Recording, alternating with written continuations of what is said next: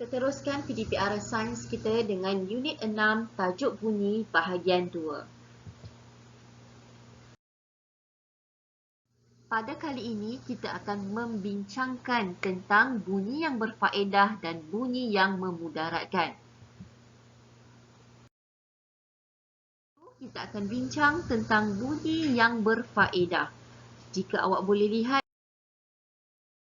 anda boleh rujuk buku teks muka surat 118 dan di sini kita dapat lihat situasi satu di mana di sini terdapat dua orang wanita sedang bercakap. Okey, jadi di sini kita dapat lihat ataupun kita mengetahui bahawa bunyi suara. Okey, apabila kita bercakap ada bunyi suara. Bunyi suara membolehkan kita berkomunikasi. Jadi salah satu kebaikan daripada bunyi adalah berkomunikasi. Dan yang kedua kita dapat lihat sekumpulan orang sedang bermain muzik dan ada orang mendengar dia. Okey, jadi di sini kita boleh katakan bunyi muzik boleh menghiburkan. Okey, kalau bunyi itu dapat menggembirakan kita ataupun dapat menghiburkan kita, maka kita akan katakan sebagai bunyi tersebut membawa kebaikan kepada kita, kepada manusia. Kita lihat pula situasi 2 di mana situasi 2 kita dapat lihat bunyi siren ambulan memberi isyarat kecemasan. Jadi apabila awak berada dekat atas jalan raya, awak dapat dengar bunyi ambulan. Okey, walaupun dia daripada jauh, awak boleh dengar. Kerana apa? Kerana bunyi boleh bergerak. Jadi bila dengar bunyi ambulan, bunyi bomber ataupun bunyi polis, siren mereka ni, okey, jadi kita kena bagi laluan di atas jalan raya kerana ini adalah siren-siren kecemasan. Contohnya bila awak dengar siren ambulan, bermaksud ambulan itu mempunyai kecemasan dan perlu ke hospital dengan kadar yang segera. Okey, jadi kena bagi laluan. Maka salah satu kebaikan bunyi adalah memberi isyarat kecemasan. Dan yang ketiga, kita boleh lihat bunyi deringan telefon memberikan maklumat bahawa ada panggilan masuk. Kalau telefon kita tak berbunyi, kita pun tak tahu siapa yang telefon, siapa yang hantar WhatsApp, siapa yang hantar maklumat di Telegram. Okey, jadi dengan adanya bunyi-bunyi ini memberikan penanda bahawa telefon kita sedang berfungsi dengan baik. Maka saya dapat simpulkan di sini bahawa ada beberapa kebaikan bunyi. Yang pertama adalah berkomunikasi. Okey, dengan suara awak dapat berkomunikasi. Kalau awak tak ada suara, awak tak boleh bercakap. Bila tak boleh bercakap, maksudnya tidak boleh berkomunikasi dengan baik. Maka awak kena berkomunikasi menggunakan bahasa isyarat pula. Okey, dan yang kedua adalah menghiburkan. Bunyi muzik dapat menghiburkan. Okey, apa sahaja yang boleh menggembirakan awak, menghiburkan awak, memberi benda yang positif, maka ia adalah kebaikan. Okey, yang seterusnya adalah isyarat kecemasan dan yang keempat memberikan maklumat.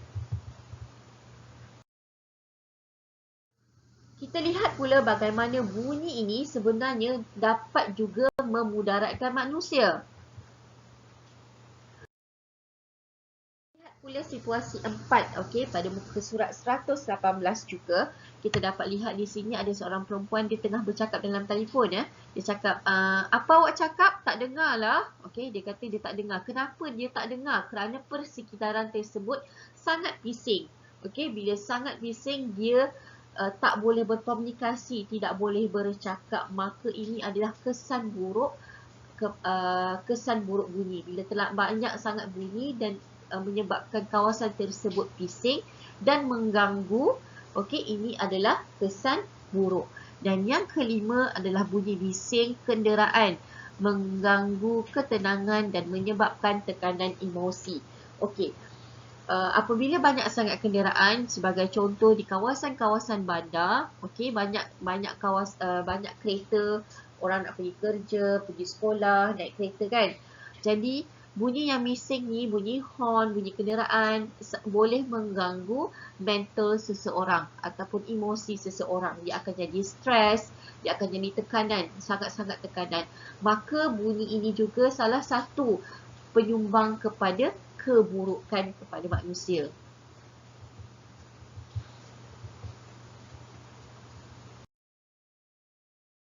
Kita lihat pula situasi 6 di mana ini adalah situasi terakhir pada muka surat 119. Okey, kita dapat lihat di sini bunyi bising yang didengar secara kerap. Bermaksud kita selalu dengar bunyi bising tersebut. Ataupun rumah kita ni berhampiran dengan tempat construction. Okey, ataupun bunyi itu terlalu kuat dapat menyebabkan kita ni mengalami masalah pendengaran. Kita akan ada masalah pendengaran kalau terlalu lama ataupun selalu sangat dengar bunyi yang bising.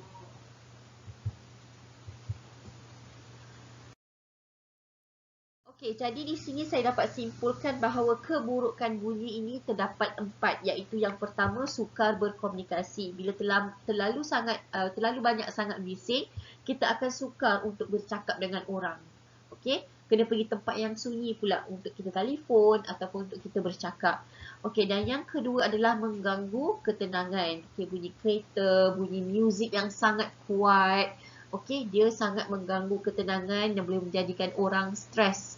Okey, sama juga tekanan emosi dan yang keempat terakhir adalah masalah pendengaran.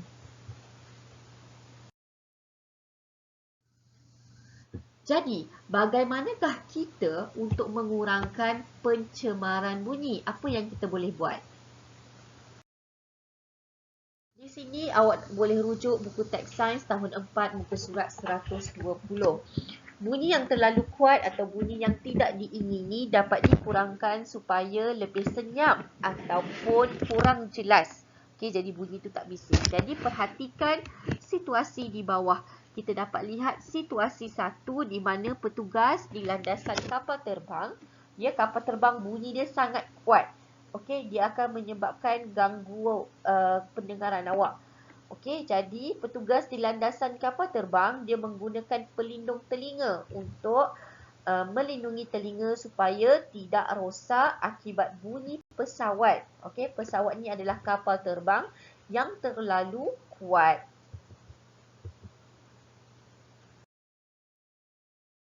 Situasi kedua adalah kita letak penyerap bunyi. Okey, apa itu penyerap bunyi? Permaidani, langsir, tingkap supaya boleh mengurangkan getaran bunyi. Sebab itu, rumah yang kosong, okey, yang tak masuk orang lagi ataupun dekat dalam dewan yang luas, kita boleh dengar gema. Okey, sebab suara kita akan terkena pada permukaan yang kasar iaitu dinding. Kemudian bunyi itu akan dipantulkan semula. Jadi akan ada gema. Gema tu dia boleh mengganggu jugalah. Okey, kalau terlalu banyak sangat gema dia akan mengganggu manusia. Jadi apa yang kita boleh buat? Kita letak penyerap bunyi. Sebab itu rumah-rumah yang ada perabot, contoh ada kerusi, ada meja, ada langsir, ada tingkap, okey, ada permaidani. Rumah yang kita duduk tu tak ada pembunyi gema. Kenapa? Kerana objek-objek ini akan menjadi penyerap bunyi.